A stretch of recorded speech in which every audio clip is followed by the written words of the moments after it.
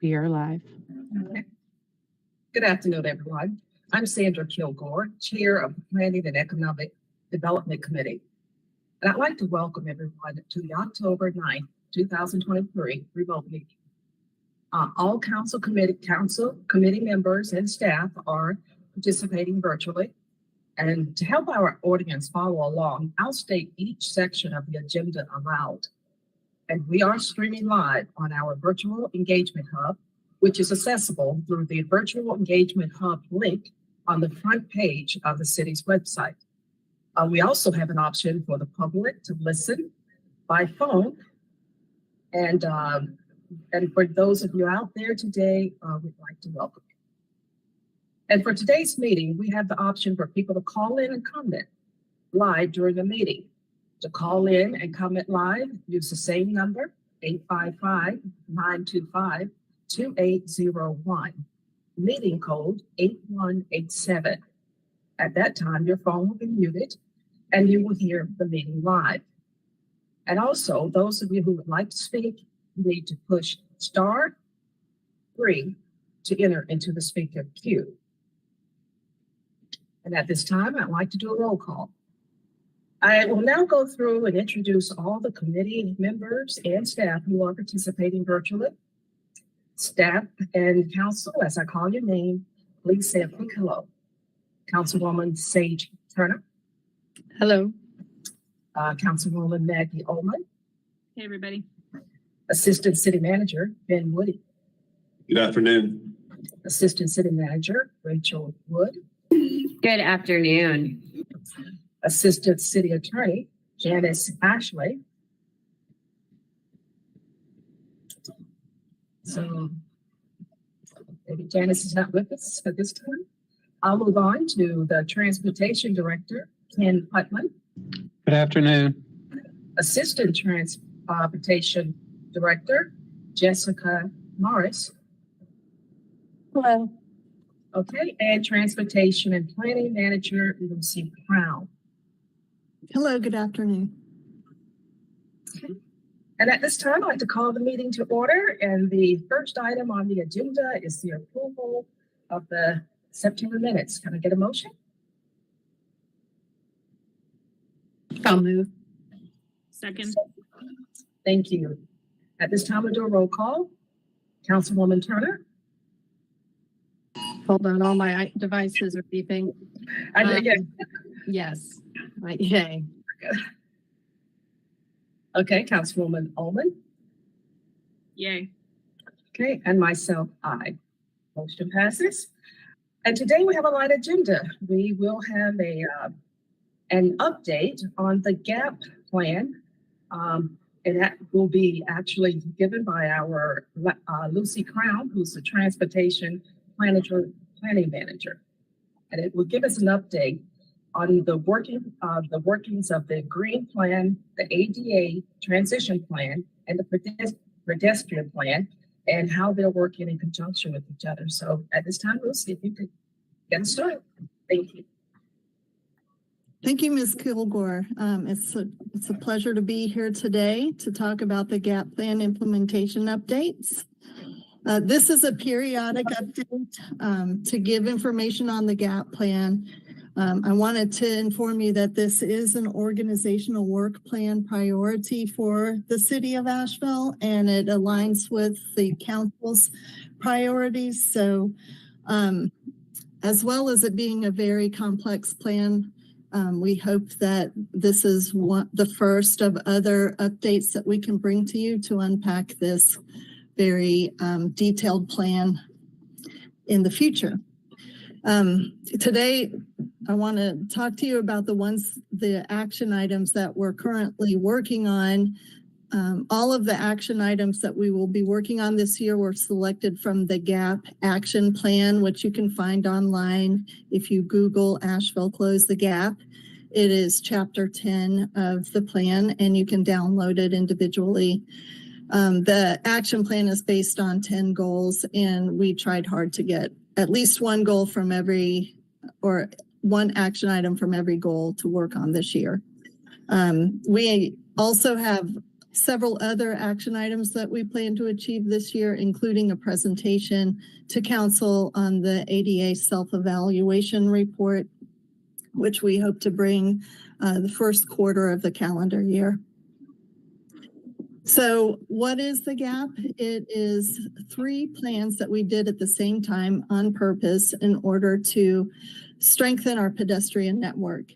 The Greenway network is supported by the Greenway Plan, and the sidewalk network is supported by the ADA transition plan, which focuses on existing sidewalks and Greenway facilities that need to be brought up to compliance by modern ADA standards, and the pedestrian plan, which focuses on new sidewalks. On the right, you'll see the 10 goal areas that we are working with in the GAP plans. The top 3 support the 3 plans themselves, but our other goals include our multimodal vision, equity, development strategies, policies, funding, safety, and tools for communication and implementation. There's 4 projects that we're working on right now. The first, and I'll go through all 4. The first is the Transportation Department's Equity Plan, which is another organizational work plan that the Equity and Inclusion Department is working on. All of our departments are working on their own equity plans, and we've been working with GARE, the Government Alliance for Race and Equity, to help us with our plans. The idea is that we will take the Transportation Department's equity plan to City Council with all of the other plans of our organization, but we've already begun working on our goals for the equity plan, which are essentially focusing on community relationships, trust building, and engagement throughout the city, but in particular in BIPOC communities and the legacy neighborhoods. And there'll be a repetitive process. The idea is to have performance measures and an evolution of success that we continue to add initiatives and goal setting in future years. These are our draft initiatives written, and we're still polishing them to finalize our plan. But in a nutshell, our goals are to increase our active engagement and our active collaboration in BIPOC communities on transportation projects and programs. The second item is ADA transition tracking, and I want to clarify that our ADA transition plan in the GAP is exclusively focused on pedestrian access routes in public rights-of-way, which is our streets. So anything attached to streets that have to do with accessibility, such as sidewalks, crosswalks, pedestrian signals, access to bus stops, and improvements in greenways are all part of our ADA transition plan. It's very important that we work on these right now. The tracking is part of our transition plan, and we do plan to report annually on the progress that we make through policy changes, funding, and implementation of projects. In order to do this, we've got to find the best ways to track our projects so that we can assign a monetary value as well as display the locations of these ADA improvements. And this tracking, in combination with our capital improvement progress that's based on the GAP's prioritization list, will be combined to show repeated efforts to bring all of our ADA facilities up to compliance. This table that I'm showing came from our first self-evaluation that is part of the GAP plan. And I wanted to show it to you because, first of all, it shows that we have a lot of work to do with an assigned value of almost $102 million. But I also wanted to let you know how we got to that value is not through an assessment of all of our sidewalks and intersections. We instead did not want to use our consultation hours on that kind of work, but instead to help us with our ADA transition plan and developing the method of corridor improvements that we feel we can make more headway in our ADA transition than a finite list that you can oftentimes see in other communities. So in order to make this valuation, we had to rely on a lot of assumptions that are based on national averages. These are the 6 things that we do need to keep our tracking on. So sidewalk repair of existing sidewalks, curb ramp upgrades, signalization at intersections, and then greenway updates and ADA retrofits, and any access to transit stops. And for the first self-evaluation with our assumptions, I'll give an example at the top here. For sidewalk repair, we assumed that 50% or half of our sidewalks need to be replaced. And then we're able to make a unit price rounded up to the nearest $1,000 to make an assumed value. So just so you know, these assumptions were created for our ADA transition plan. I don't think that they're wildly off our current state in the city of Asheville. So moving forward, we'll be working with these assumptions until we have better calculations. There's basically 2 branches of ADA spending tracking. One is within our organization's work. So Public Works does a lot of maintenance repairs and also resurfacing. Capital projects do the capital projects, and indirectly stormwater will end up doing ADA improvements because they need to tear up our sidewalks in order to get to their stormwater. So we've seen a lot of headway through our stormwater projects. All of these projects that we do internally are relatively easy to do because our projects are invoiced with line items that give us unit costs.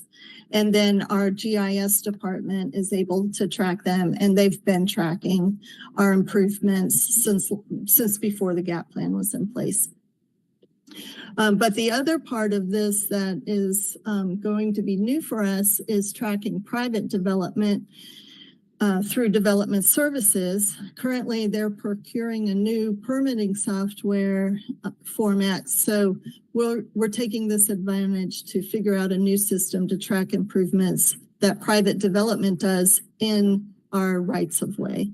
And from the number of units of like number of crosswalks or I don't know, cubic yard of concrete for a sidewalk replacement, we'll be able to assign unit costs based on annual analysis that's performed through Public Works to get a monetary value of improvements done through private development, and also track them on GIS. The second action item that we're working on is updates to our standards, specifications, and detail manual, or SSDM. This is some fantastic reading if you'd like to fall asleep fast, but it basically is a manual that gives developers, both in our organization and through private development, an explanation of how we expect things to be built for the public health, safety, and welfare of all of us. And there is a chapter specifically for our transportation and rights of way that shows how we expect things to be built. The GAP plan, I should also add that we recently procured a new software for our SSDM and UDO updates, and we've streamlined the way that we can do updates in the SSDM, in that we can have our city engineer approve and update SSDM material instead of bringing it to council, which helps do it much easier and faster. The GAP plan has a very long list of recommended updates to the SSDM, and the transportation department has spent the last couple of months reviewing the list and prioritizing items based on how easy or hard they might be to do and how important they are for the GAP plan. Yes, Ms. Kilgore. I just want to ask you a question. Could you go over that again when you were talking about the software actually sort of replaces the need to come back to council? And could you maybe elaborate on how that actually works? Ken, do you want to explain that? Sure. The the software itself is not going to bypass council. The software is to help us to make the updates with the publisher easier than the old way that we had. City council in the past has given approval for the city engineer to make updates to the SSDM manual. So that's what we're following there. So the software has really nothing to do with the fact that it's not actually coming to council for approval. Okay. Does that make sense? Yeah, that makes, I was just sort of getting, yeah, okay, thank you. Sure. Go ahead, Lucy. Okay, so as I was saying, the transportation department's reviewed the longer list and have selected the updates that we feel like we can implement this year and have prioritized the ones for this year, and then in a manner speaking for the future years, a list of how they should be rolled out. Updates range from minor language changes to updates in standard details, and even creating new processes through the SSDM. So now that we have the list that we'd like updated, we will be working with other departments that would be impacted by these changes and coordinating with them on the proposed changes, and also finding the best ways to upload the digital information that we need in the SSDM that are not language changes. They're uploads of images that need to be included in the SSDM.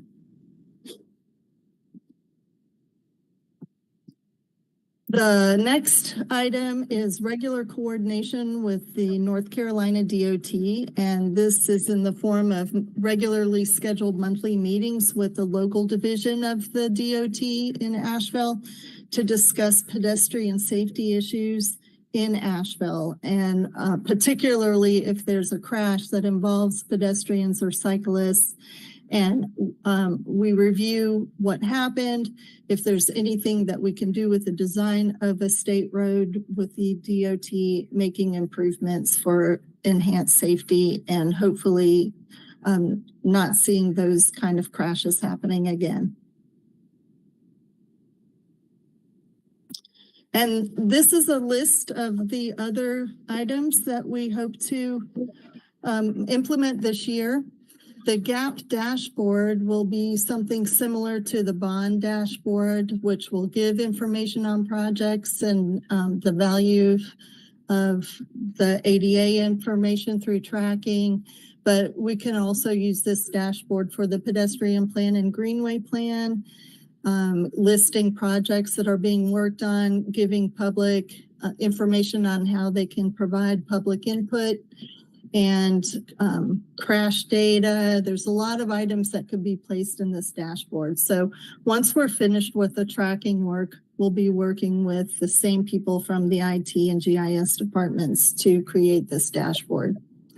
Improving greenway and natural surface information will look like improved signage, but also online information for people who are interested in hitting our greenways and trails, and having the ability to know what to expect at those greenways and trails.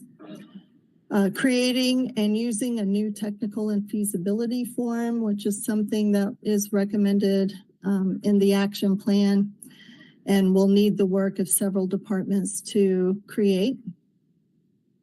Clarifying how to use the GAP prioritization list is actually something that we've already started doing. I would call this year the year we're using GAP training wheels, because those prioritization lists are very long, and figuring out how to use them for particular projects in various departments is a little bit of a learning curve. So that's what we're all working with this year.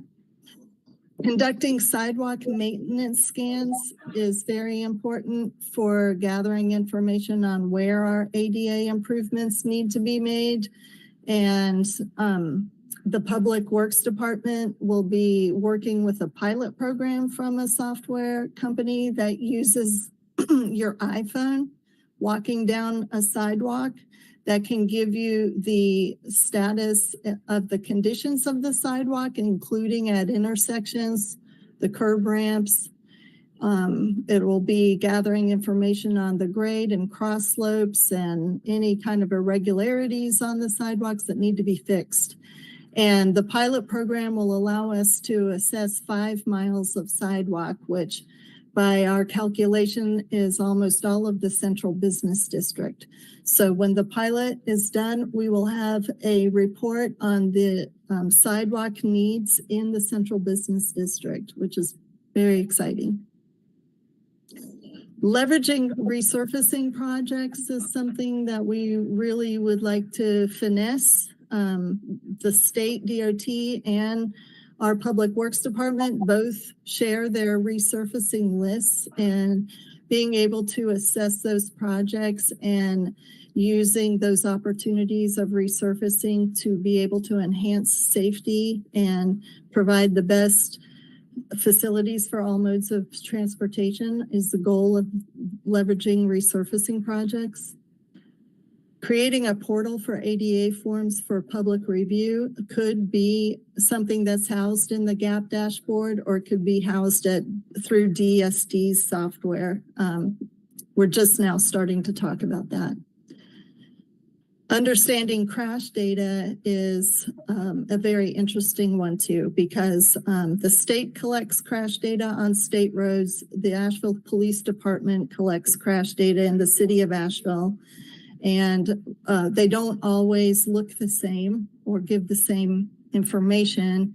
And we know that our crash data is underreported. So this year we're focusing on understanding how that works so that in future years we'll be able to unify our reporting methods so that they give the best information that we can legally provide and look a lot like the state information. That is all housed in the same place in the state. Considering an e-device policy is something that we would like to do. It was a recommendation from our draft micromobility study that we hope to finalize this year. And it will be great to get that one through this year. We have a lot of e-device conversations and questions happening in the community. And developing an annual report template for our ADA self-evaluation is something that we will be doing before the end of this calendar year, so we can work with our first self-evaluation after the gap. And those are all of the things that we are working on. I would love to hear your questions and comments.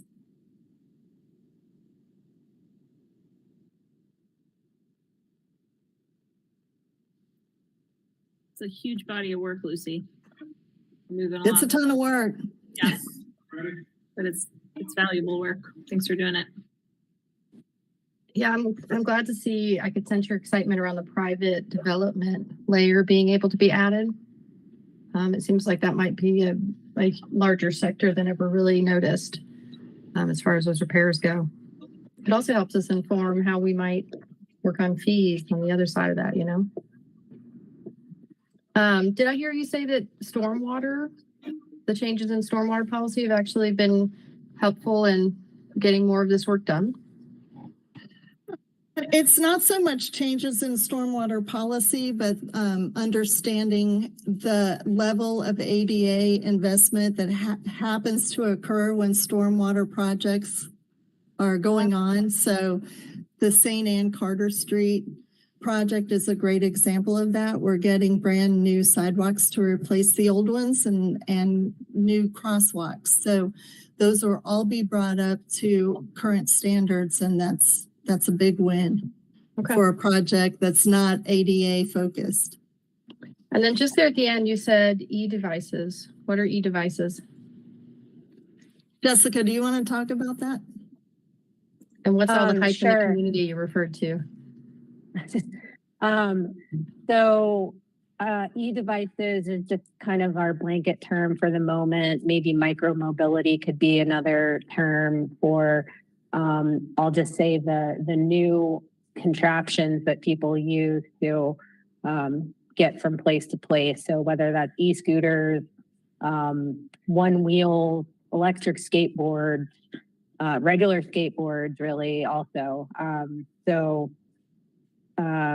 Looking at some potential ordinance changes and or policy changes related to those types of devices.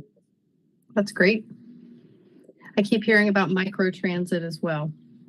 It's these new words, right? There's always a new thing out there. Yes. That was helpful though. Well, good. I'm glad to hear that's part of the growing conversation as well. Thank you. And welcome back, Jessica. And Lucy, I'd like to ask you another question.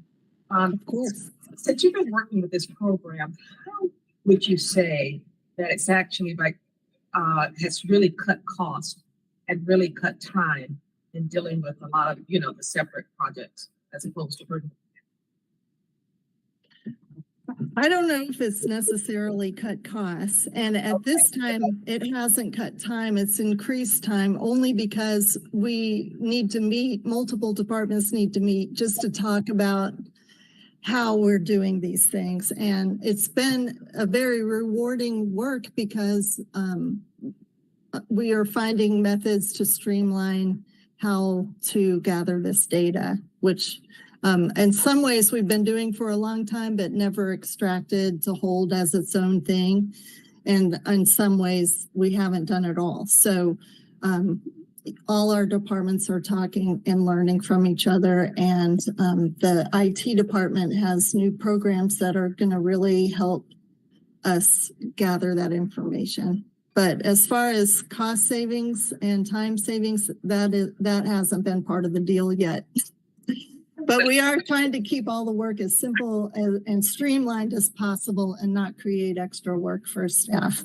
Okay, but do you see that by what you're setting up now, in the future, it would definitely help a lot? Yes. Okay, thank you. So the heavily, okay, great. Thank you. Thank you. Are there any other questions you have for Lucy or Jessica or Ken? Okay, if we do not, well, the thing is, we'll take public comment next, and I'd like to ask Katie, do you have anyone in the queue? One moment, let me check.